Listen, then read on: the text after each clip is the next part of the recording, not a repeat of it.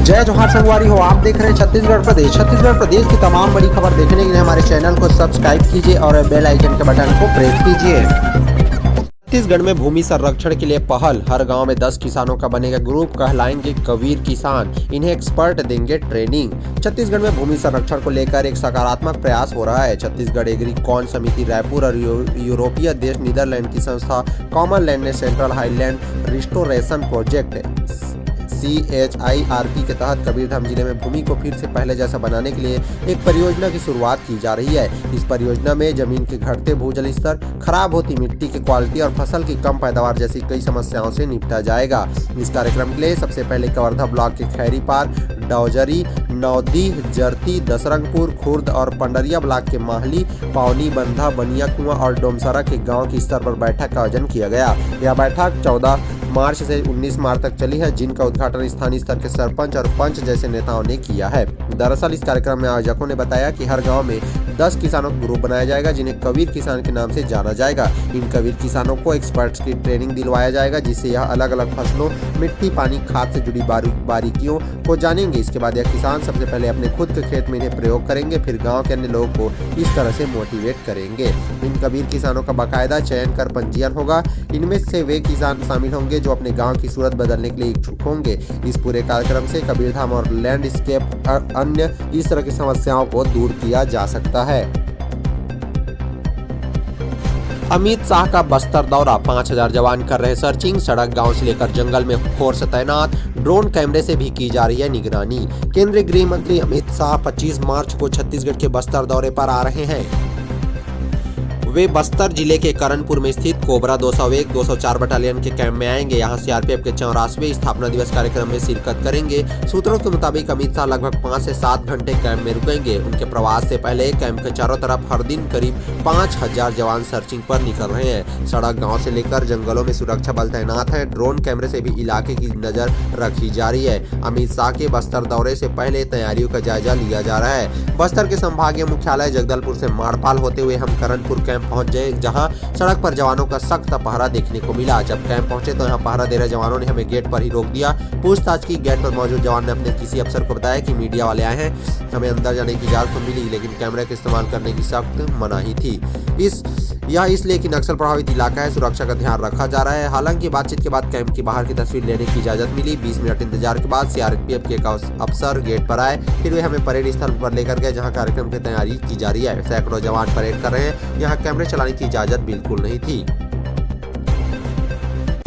जवानों की निगरानी में मजदूर भी अपना काम कर रहे हैं। कई कदम फैले इस परेड ग्राउंड में चारों तरफ सीआरपीएफ लेके किए गए कामों की तस्वीरें चस्पा की जा रही थी। यहाँ डाक शो होगा, बाइक स्टंट भी किया जाएगा। साथ ही अंदर में एक बड़े से दूसरे मैदान में सेल्फी जोन बनाया जा रहा है। अमित शाह इस सेल्फी जोन का भी अवलोकन करने वाले हैं। यहाँ भी सीआरपीएफ कोबरा के लिए कामों की प्रदर्शनी लगेगी। सूत्रों से पता चला है कि अमित शाह करीब 5 से 7 घंटे इस कैंप में रुकने वाले हैं। हालांकि प्रोटोकॉल के कुछ फेरबदल होने की भी संभावना है। इधर कैंप और उसके आसपास के गाँव में करीब 3 से 4 ड्रोन कैमरे से निगरानी की जा रही है। 15 दिन पहले दिल्ली से भी सीआरपीएफ और इंटेलिजेंस की टीम यहां पहुंच चुकी है।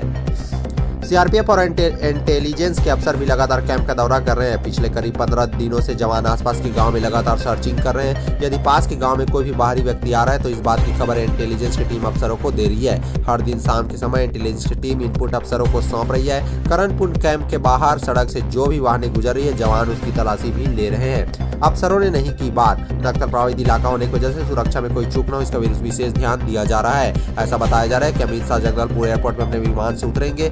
उसके बाद वहां से फोर्स के चॉपर से करणपुर कैंप आएंगे। फिलहाल उनका यहाँ और क्या कार्यक्रम है अभी स्पष्ट नहीं हो पा रहा है। नवरात्रि पर जगमगाएगा महामाया का दरबार, 25,000 मनोकामना ज्योत प्रज्वलित। लक्ष्मी देवी में अन्नपूर्णा के रूप में होती है जवारा कलश की पूजा।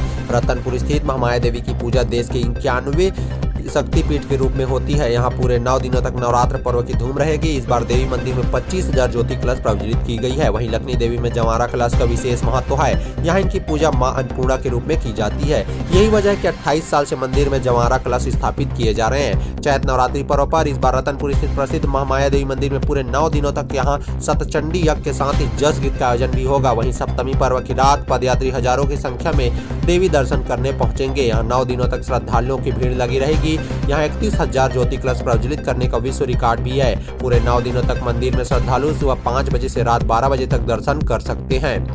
रात में मंदिर का हुआ है शुद्धिकरण। मंदिर ट्रस्ट के उपाध्यक्ष सतीश शर्मा ने बताया कि मंगलवार को महामाया मंदिर में नवरात्रि पर्व की तैयारी पूरी कर ली गई थी। शाम 4 बजे तक भक्तों ने माता का दर्शन किया। इसके बाद मंदिर का पट बंद कर दिया गया।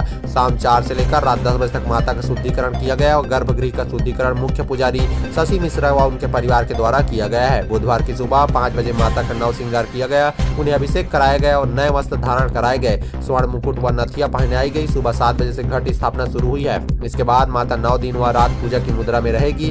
भक्त माता का दर्शन करेंगे। 9वें दिन माता का श्रृंगार होगा।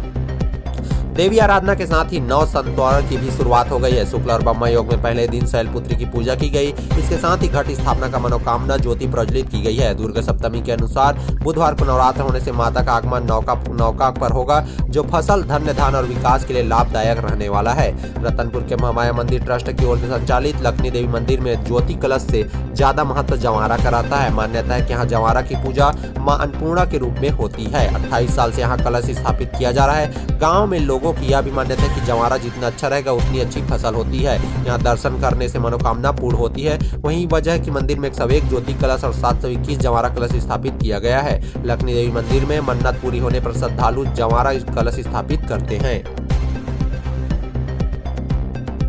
साइंस कॉलेज में परीक्षाएं रद्द, छात्रों में गुस्सा। एबीवीपी ने किया प्रदर्शन, बोले एल्यूमिनी मीट के कारण फैसला। ये बच्चे के भविष्य के साथ खिलवाड़ हो रहा है। रायपुर का साइंस कॉलेज एक बार फिर चर्चा में है। साइंस कॉलेज मैनेजमेंट ने अपरिहार्य कार्यों का हवाला देकर 23 मार्च को होने वाली परीक्षाओं को पोस्टपोन कर दिया। अब ये परीक्षा 26 दिन बाद 18-19 अप्रैल को आयोजित होगी। अचानक आए इस फैसले के कारण राजनीति गर्मा गई है। एबीवीपी का आरोप है कि कॉलेज में एल्यूमिनी मीट के चलते परीक्षाओं को टाला गया है, जिससे स्टूडेंट को भारी असुविधा हो रही है। दरअसल साइंस कॉलेज में 23 मार्च को बीसीए और बीएससी सेकेंड ईयर और थर्ड ईयर की परीक्षाएं होनी थी। परीक्षा के 3 दिन पहले 20 मार्च को साइंस कॉलेज प्रशासन ने एक आदेश जारी किया, जिसमें कहा गया कि इन कक्षाओं की परीक्षाएं अपरिहार्य वजह से स्थगित की जा रही है। जिसके साथ ही आदेश में उस परीक्षा का आयोजन 18 से 19 अप्रैल का दिन तय किया गया है।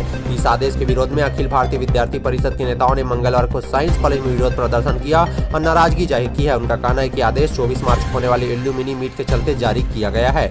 प्रदर्शन के दौरान एबीवीपी के दक्षिण भाग के मंत्री आशीष सिन्हा ने कहा कि कॉलेज प्रशासन का अचानक इस तरह का आदेश जारी करना गलत है। ये परीक्षा के स्थगन एल्यूमिनी मीट आयोजन के कारण किया गया है। उन्होंने आरोप लगाते हुए कहा कि यदि प्रशासन को निर्णय लेना था तो उन्हें बीच में परीक्षा आयोजित नहीं करनी थी। इस तरह से अचानक आदेश निकालकर परीक्षा को टालना छात्रों के भविष्य के साथ खिलवाड़ है। इसके बाद एबीवीपी संगठन के नेताओं ने चेतावनी दी कि यदि परीक्षा दिनांक में सुधार नहीं किया जाएगा तो जल्द उग्र आंदोलन किया जाएगा।